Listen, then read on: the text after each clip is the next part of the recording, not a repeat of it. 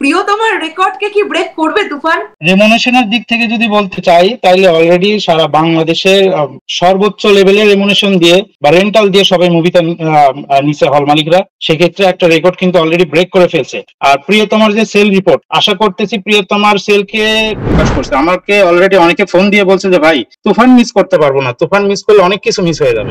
আমি মনে করি পৃথিবীতে 10 জন সুদর্শন পুরুষ থাকলে তার মধ্যে শাকিব খান একজন আছেন, যিনি 10 জন সুদর্শন হিরোর মধ্যে শাকিব খান একজন। সো এই লোকে শাকিব খান যে মানে একদম ছক্কা মেরে দিবে, এটা কোনো সন্দেহ নাই। হ্যালো এভরিওয়ান, চলে এলাম আরো একটা নতুন পডকাস্ট ইন্টারভিউ এপিসোড নিয়ে। তোমরা জানো সবাই রাত পোহালেই তুফান রিলিজ, এবং সকলকে জানাই কুরবানি ঈদের অনেক অনেক শুভেচ্ছা। সঙ্গে সজীব ভাইকেও জানাচ্ছি ঈদের অগ্রিম শুভেচ্ছা। দিদি আপনাকেও ঈদের অগ্রিম শুভেচ্ছা। তার সাথে আপনার শারদ মিউজিক ভেঞ্চারের যারা আমাদের শুভাকাঙ্ক্ষী আছে সবাইকে ঈদের শুভেচ্ছা, এবং আমাদের রোমা সিনেমা হলের পক্ষ থেকে সবাইকে তুফানের শুভেচ্ছা। একদম। যেটা আমরা জানতে চাইবো প্রথমেই, দর্শক বন্ধুরা আপনারা বুঝেই গেছেন আমরা এখন যাকে সঙ্গে পেয়েছি যে ভাইকে, তিনি রোমা সিনেমা হলের হল মালিক। রোমা সিনেমা হল জুমুর বাড়ি, গায়েবান্ধা। তো আমরা জাস্ট ভাইয়ের কাছ থেকে জিজ্ঞাসা করব যে তুফানের ট্রেলার গতকাল রিলিজ করা হয়েছে, আমি বাকি জিনিসগুলো নিয়ে একজন হল মালিক হিসেবে ট্রেলার তোমার মনে কতটা দাগ কাটতে পারে? ট্রেলার আগে একটু আসি, যখন তুফানের টিজারটা রিলিজ করে তখন থেকে তো আমরা অনেক আশাবাদী ছিলাম। আমরা যারা সিনেমা সংশ্লিষ্ট লোক আছে আমরা কিন্তু ওনাদেরকে চাপ দিচ্ছিলাম ভিতরে। রান্নাবি ভাই বলেন বা আমাদের আরো যারা আছে সবাইকে বলছিলাম ভাই ট্রেলারটা দিলে মানে সব থেকে বেটার হবে। তো ওনারা শুধু আমাদেরকে একটা কথাই বলছেন, একটু ধৈর্য ধরেন, ধামাকা আসতেছে, ধামাকা আসতেই থাকবে, ধামাকা থামবে না। তো যখন কাল রাতে ট্রেলারটা লঞ্চ করলো, আমরা তো প্রথমে আমরা ভাবলাম যে একদম আমরা সিনেমার স্ক্রিনেই দেখবো, সিনেমা হলে স্ক্রিনেই দেখবো। আমরা স্ক্রিনেই ট্রেলারটা দেখলাম। ট্রেলারটা আমার মনে হচ্ছে এখন অব্দি বাংলাদেশের ইতিহাসে সর্বোচ্চ লেভেলের ট্রেলার হয়েছে। এটা সব থেকে মানে কি বলবো, সব থেকে বেশি হাইপ ওঠানো ট্রেলার হয়েছে। এরকম ট্রেলার বাংলা সিনেমাতে সচরাচর দেখা যায় না। যারা বাংলা সিনেমা দেখা থেকে দূরে চলে গেছিল তারাও ট্রেলারটা দেখে সিনেমা দেখার আগ্রহ প্রকাশ করছে। আমাকে অলরেডি অনেকে ফোন দিয়ে বলছে যে ভাই তুফান মিস করতে পারবো না, তুফান মিস করলে অনেক কিছু মিস হয়ে যাবে। এটা তো আমরা শুনতেই পাচ্ছি। আমি জাস্ট তোমার কাছে আরো একটা প্রশ্ন রাখতে চাই যে আমরা মেগাস্টার শাকিব খানকে নানান ছবিতে নানান সময় নানান লুকে দেখি, কিন্তু এই ধরনের একটা তুফানি লুকে আগে তো কখনো দেখা যায়নি তাকে। তো একজন অডিয়েন্স হিসেবে আমি যদি তোমার কাছে এই প্রশ্নটা রাখি যে এই লুকটা এই ছবির জন্য কতটা পজিটিভ দিক হয়ে দাঁড়াবে তোমার মনে হচ্ছে? লুকের ব্যাপারে যেটা বলবো, অনেকে প্রথম থেকে বলছে কেজিএফ, তারপর আপনার হচ্ছে অ্যানিমেল, আরো অন্যান্য মুভির কথা বলছে, কিন্তু আমরা একটা কথাই বলি যে চুল বড় রাখলেই কিন্তু কেজিএফ হয় না, চুল বড় রাখলে অ্যানিমেল হয় না। সাকিব খান কিন্তু সাকিব খানই। আর সাকিব খানের ক্যারিয়ার প্রায় 250+ মুভি করছে। আপনি একটা জিনিস খেয়াল করে দেখবেন, উনি প্রত্যেকটা মুভিতে আলাদা আলাদা লুকে রিপ্রেজেন্ট করে নিচ্ছে। কোন হিরোর পক্ষে সম্ভব না। আমি একদম জোর দিয়ে বলতে পারি, শুধু বাংলা মুভির ক্ষেত্রে না, হলিউড বলেন, বলিউড বলেন, আরো অন্যান্য যে ইন্ডাস্ট্রি গুলো আছে সব ক্ষেত্রে দেখবেন। আমি মনে করি পৃথিবীতে 10 জন সুদর্শন পুরুষ থাকলে তার মধ্যে শাকিব খান একজন আছেন, যিনি 10 জন সুদর্শন হিরোর মধ্যে শাকিব খান একজন। সো এই লোকে শাকিব খান যে মানে একদম ছক্কা মেরে দিবে, এটা কোনো সন্দেহ নেই। আচ্ছা, আমি পরবর্তী প্রশ্নটা রাখতে চাইছি যে তুমি আমাকে জাস্ট 2 দিন আগে বলছিলে যে তুমি হল রিনোভেটের কিছু কাজ করছো হলটাকে সুন্দর করার জন্য। তো কাজ কি হলো? মানে আগের রোমা সিনেমা হল আর এখন রোমা সিনেমা হলের মধ্যে দর্শক তফাৎ কি পাবে? আমি একটা কথা বলতে যাচ্ছি, সেটা হচ্ছে আমি রাজকুমারের প্রফিট করছি, সেটা সবাইকে বলেই অলরেডি আমি বলে দিছি। হ্যাঁ, রাজকুমারের প্রফিট হয়েছে।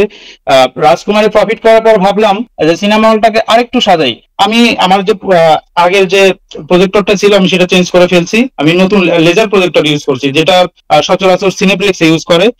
আমি চেষ্টা করছি আমার মতো করে নতুন করে সবকিছু আরেকটু কনভার্ট করার, নতুন করে উন্নতি করার, যাতে আমার সিনেমা প্রেমী বা সিনেমা দর্শক যারা আছেন তারা যাতে মুভিটা দেখে হ্যাঁ বলে যে না ভাই সিনেপ্লেক্সের ফিল পাচ্ছি। আমি আমার একটা পোস্ট অলরেডি বলেও দিছি যে আমি নিজের সিনেপ্লেক্সের ফিল পাচ্ছি, এবং আমার যে সাউন্ড সিস্টেম, সাউন্ড কোয়ালিটিতে মনে হচ্ছে না আমি একটা সিনেপ্লেক্সে মুভি দেখতেছি। তো আমি এটাই বলবো যে রাজকুমারের জন্য আমরা যা করছি সেটা আমার দর্শকরা ঈদের দিন আসলে বুঝতে পারবে। চমক রানরাবি ভালো যেমন চমক রাখছেন, আমরাও কিছু চমক রাখছি, সেটা ঈদের দিন বুঝতে পারবো আমরা। গত বছর কুরবানি ঈদটা সবচেয়ে বড় ইতিহাস হয়েছিল বাংলা চলচ্চিত্র জগতের জন্য, প্রিয়তমা। তো এইবারে আসছে তুফান, কি মনে হচ্ছে প্রিয়তমার রেকর্ডকে কি ব্রেক করবে তুফান? রেমুনেশনের দিক থেকে যদি বলতে চাই তাহলে অলরেডি সারা বাংলাদেশে সর্বোচ্চ লেভেলের রেমুনেশন দিয়ে বা রেন্টাল দিয়ে সবাই মুভিটা নিচে হল মালিকরা, সেক্ষেত্রে একটা রেকর্ড কিন্তু অলরেডি ব্রেক করে ফেলছে। আর প্রিয়তমার যে সেল রিপোর্ট, আশা করতেছি প্রিয়তমার সেলকে প্রায় 2 গুণ বেশি ছাড়া যাবে তুফান, এটা আমার পার্সোনাল মতামত আর কি। এই যে তুফানের মতন এরকম একটা হাইপদার সিনেমার সঙ্গে বাংলাদেশে আরো 4টি ছবি রিলিজ পাচ্ছে, তো সেই ছবিগুলো আমরা দেখতে পাচ্ছি সিঙ্গেল স্ক্রিনে সেরকম কোনো জায়গায় বোধহয় পাচ্ছে না যেখানে তারা তাদের ছবি রিলিজ দিতে পারবে। তো এটা নিয়ে তুমি একজন হল মালিক হিসেবে কি বলতে চাইছো? তুফানের দাপটের সঙ্গে কি এগুলো আসা খুব দরকার ছিল? আমি প্রথমে একটা কথা বলবো, মানে ডিস্ট্রিবিউটর টিম যদি চাইতেন বাকি 4টা হোক বা 5টা হোক সিনেমা যে রিলিজ হচ্ছে তারা একটা সিঙ্গেল স্ক্রিনও পাইতো না। যদি তুফান টিম চাইতো, তুফান যদি বলতো যে না আমি সব, তুফান কিন্তু সব হলে তুফান দিচ্ছে না, আমি দিদি বারবার একটা কথা বলতেছি, তুফান সব হলে তুফান দিচ্ছে না। তারপরও হল মালিকদের জোরাজোরির কারণে দেখা যাচ্ছে শেষ অব্দি হয়তো 100+ ক্রস হয়ে যাবে। সেক্ষেত্রে অন্যান্য যে মুভিগুলো আছে যে রিলিজে যারা আছে তারা হয়তো 2টা 3টা 5টা করে হল পাবে, এর বেশি হয়তো বা পাবে না এখন অব্দি যে খবর পাইছি আমরা। এইবারে আসি যে তোমার ট্রেলার কেমন লাগলো? তুফানের ট্রেলার তোমার কেমন লাগলো? তুফানের ট্রেলার আমি যদি পার্সোনালি একজন দর্শক হিসেবে, বাংলা মুভির দর্শক হিসেবে যদি বলতে চাই, যে আমার চোখে দেখা বাংলা সিনেমাতে কখনো এরকম ট্রেলার কখনো লঞ্চ করেনি, এই প্রথম দেখলাম।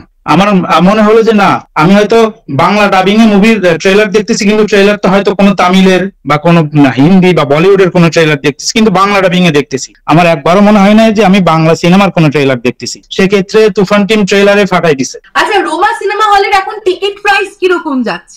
টিকিট প্রাইসটা আমি যখন ছবি রেন্টাল করতে গেলাম, তো রাজকুমার যে রেন্টালে নিয়ে আসছিলাম তার থেকে দ্বিগুণ রেন্টালে আমাদের তুফান নিতে হলো। সেক্ষেত্রে আমি আমার বড় ভাইয়ের সাথে কথা বললাম যে চলো আমরা তাইলে টিকিটের প্রাইসটা বাড়াই দেই। যে ক্ষেত্রে আমরা সেক্ষেত্রে নতুন প্রজেক্টর লাগাইছি, নতুন সাউন্ড সিস্টেম লাগাইছি, নতুন ফ্যানের ব্যবস্থা করছি, মানে আরামদায়ক অবস্থা বিরাজ করতেছে আসলে। তো প্রথমে ভাবলাম আমি টিকিটের রেটটা বাড়াই দিব, মোটামুটি সব হলেই টিকিটের রেট বাড়াই দিছে, কিন্তু পরবর্তীতে ভাবলাম এটা আমার দর্শকদের সাথে জুলুম করা হবে, আমি টিকিটের রেট এখন পর্যন্ত বাড়াই নাই।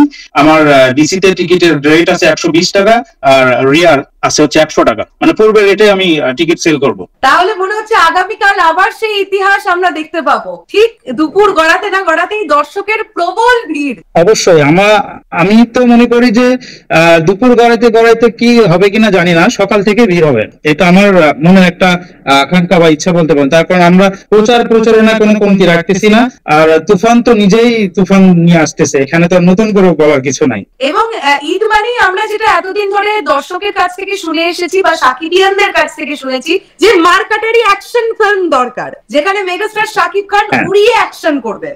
আমি যখন প্রিয়তমা চালাইলাম, রাজকুমার চালাইলাম, সব দর্শক বললো ভাই একটা ঈদের মুভি নিয়ে আসেন। তো আমি বললাম ভাই ঈদের মুভি বলতে আপনার কি বলেছেন? বলতে যে ভাই অ্যাকশন মুভি দরকার, আমরা ঈদে নাচানাচি করবো, অ্যাকশন সিন দেখবো। তো রায়ান রাফি ভাই একটা কথা কিন্তু বলছেন, তুফানে মনে হয় একটানা 5 মিনিট একটা অ্যাকশন সিন থাকতে পারে, সেটা আমরা মুভি দেখার পরে জানতে পারবো, এর আগে তো বলা সম্ভব না। তো ঈদে আমরা যেরকম মুভি আর কি ডিজার্ভ করি বা যেরকম মুভি চাই দর্শকরা, তুফান তার থেকেও অনেক অনেক লেভেলের উপরে একটা মুভি হবে। চলে যাওয়ার আগে ভীষণ গুরুত্বপূর্ণ একটি প্রশ্ন দিয়ে শেষ করব। যেহেতু তোমার সিনেমা হলটা সিঙ্গেল স্ক্রিন এবং পাইরেসি হবার প্রচন্ড সম্ভাবনা থাকে, বাংলাদেশ রিলিজের 11 দিনের মাথায় ইন্ডিয়ায় রিলিজ, মানে পশ্চিম বাংলার পাইরেসি নিয়ে তুমি কি ভাবছো অ্যাজ আ হল মালিক?